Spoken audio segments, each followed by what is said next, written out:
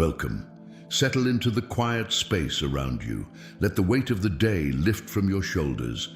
Close your eyes and take a slow, deep breath in. And exhale, releasing any tension you might be holding.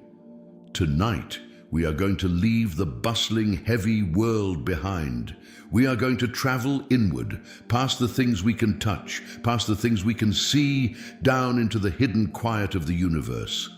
We are going to explore the atom, the world around you, your bed, the air in this room, the distant stars outside your window, is a masterpiece of unimaginable scale. But its true beauty lies in its smallest, quietest building blocks. Let your breathing match the slow, steady rhythm of the cosmos, in and out. As we shrink down, the noise of the macroscopic world fades into a gentle hum. We are entering a realm of perfect order, a realm that has existed since the dawn of time. Long ago, before microscopes and modern laboratories, early thinkers looked at the world and wondered what it was made of. Imagine walking on a quiet beach at twilight. You pick up a single grain of sand. When the time was right, careful observers began to weigh and measure the world. They noticed that elements always combined in perfect whole number ratios. Nature, it turned out, was an elegant recipe, and the ingredients were atoms.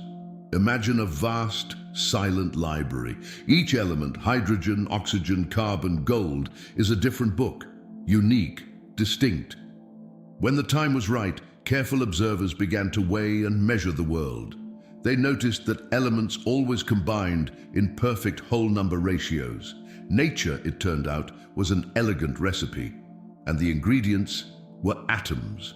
Imagine a vast, silent library. Each element, hydrogen, oxygen, carbon, gold, is a different book, unique, distinct, holding its own specific weight and character.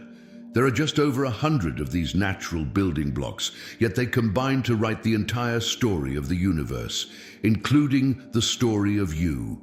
For a long time, we pictured the atom as a solid sphere, like a tiny microscopic marble. But as we looked closer, the atom revealed its greatest secret.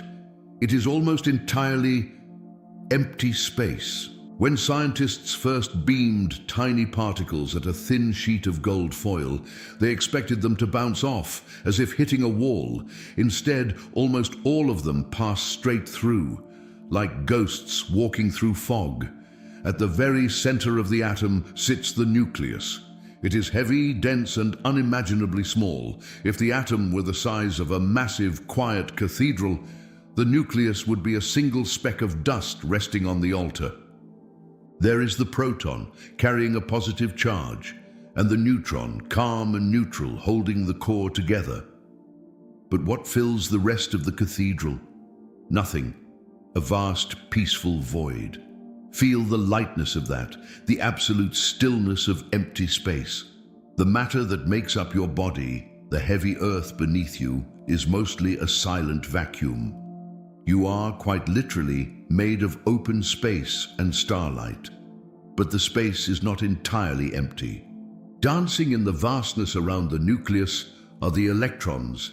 At first, we thought they orbited the center like planets circling a sun, bound to perfect, predictable paths.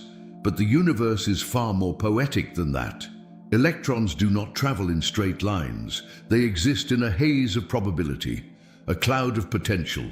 They are everywhere and nowhere at once, shimmering into existence only when they interact with the world. Think of a flock of birds turning in the evening sky. You cannot predict the path of a single bird, but together they form a beautiful fluid shape. The electrons create a soft, protective shell around the nucleus. They are what allow atoms to touch, to bond, to share. Every chemical reaction, the rusting of iron, the burning of a candle, the slow rhythmic beating of your heart, is simply a quiet exchange of these shimmering electrons, a silent handshake in the dark. Where did these atoms come from? The carbon in your cells, the iron in your blood, the calcium in your bones. They were not made on Earth. Long ago, in the cold, silent depths of space, ancient stars were burning.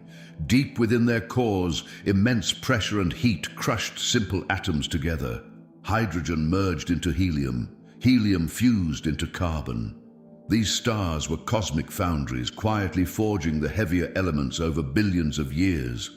And when those stars reached the end of their long lives, they gently exhaled their outer layers, or collapsed and exploded, scattering their precious atoms across the dark canvas of space. Those atoms drifted for eons. Eventually, they found each other. They pulled together to form a spinning disk of dust. They formed a planet. They formed oceans. And eventually, they formed you. You are a universe of atoms, experiencing the universe.